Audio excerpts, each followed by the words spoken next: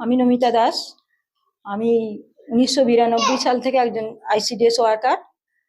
আমি প্রথমে আমার বাড়ির সামনেই শান্তিসংঘ ক্লাবে কাজ করতাম। সেখানে কয়েক বছর থাকার পর আবার একটা অন্য ক্লাবে গেলাম। সেই ক্লাবটার নাম নববর্ষ ক্লাব। তারাও আমাকে রাখলো না। তারপর আমি সাঁকরাইল শ্মশান ধারে আসি, সেখানেও ক্লাবে ছিলাম। কি ধরুন, আমি প্রায় 1998 সাল থেকে আমি এইরকম মাঠের মধ্যেই বাচ্চাদের নিয়ে বসে ক্লাস করাই। এর ওপর ঝড় জল বৃষ্টি সবই আছে। বর্ষাকালে আমার খুবই অসুবিধে হয়, যার জন্য মাঝে মধ্যে রান্না বন্ধ যায়। সেখানে তখন আমার কিছু করার থাকে না। মন্দিরেই রয়েছি ধরুন না, ওই 98 কিংবা 2000 সাল থেকে মন্দিরে রয়েছি, এখানেই রয়েছি।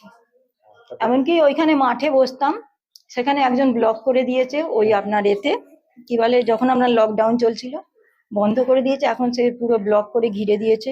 কিছু আমার বলার নেই, যার জন্য আমি বর্তমানে মন্দিরে বসেই বাচ্চাদেরকে দেখাশোনা করি এবং ওই ফাঁকা জায়গার মধ্যে রান্না হয়, বাচ্চাদের দেওয়া হয়। এইভাবেই আমাদের চলছে। এটা আমাদের শ্মশান কমিটিও জানেন। এ বিষয়ে জানিয়েছি বলতে আমাদের গ্রাম পঞ্চায়েতকে জানানো হয়েছে, আমাদের অফিসকে জানানো হয়েছে, এবং প্রতি মাসে তো আমি রিপোর্টে লিখছি যে সাঁকরাইল শ্মশানধার ফাঁকা জায়গা, এবং সেখানে আমি গাছতলায় বাচ্চাদের নিয়ে বসছি। চম্পা চক্রবর্তী, আমি 10 সাল থেকে চাকরি করছি। আর এখানের অসুবিধে এই যে আমরা কোনো সেন্টার আমাদের এখানে নেই। আমরা এই ওপেন জায়গায় রান্না করি।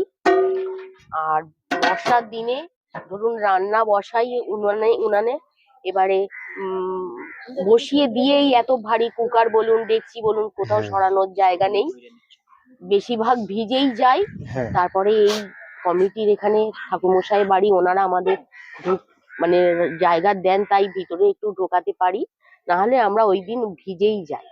এই অসুবিধে, ঝড় বলুন বৃষ্টি বলুন রোদ্দুর বলুন সবকিছুই আমাদের বাইরেই করতে হয়। এরকম ভাবে আড়াল দিয়ে আমরা রান্না করি। তবু পাশে এই বাড়িতে আমাদের রান্না করতে দিত, তা ওনারা বিক্রি করে দেওয়ার পর আমরা পুরো একদম এরকম বাইরেই রান্না করছি।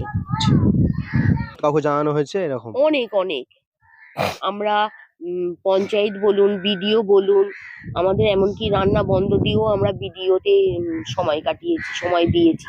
ওনারা বলেছিল এখানে সময় দিতে, এরকম আমাদের দিন গেছে। আমরা তো চাইছি যদি একটা ঘর হয়, ছেলেগুলোকে নিয়ে, যারা গার্জেনরা আছে ছেলেগুলোকে নিয়ে এরকম বসাতে পারি না। তারপর ধরুন এই গাছতলায় রান্না, যার জন্য আমাদের দিয়ে দিতে হয় কৌটোয়, কেননা আমরা বসিয়ে যে খাওয়াবো, আমাদের তো নিয়ম বসিয়ে খাওয়া।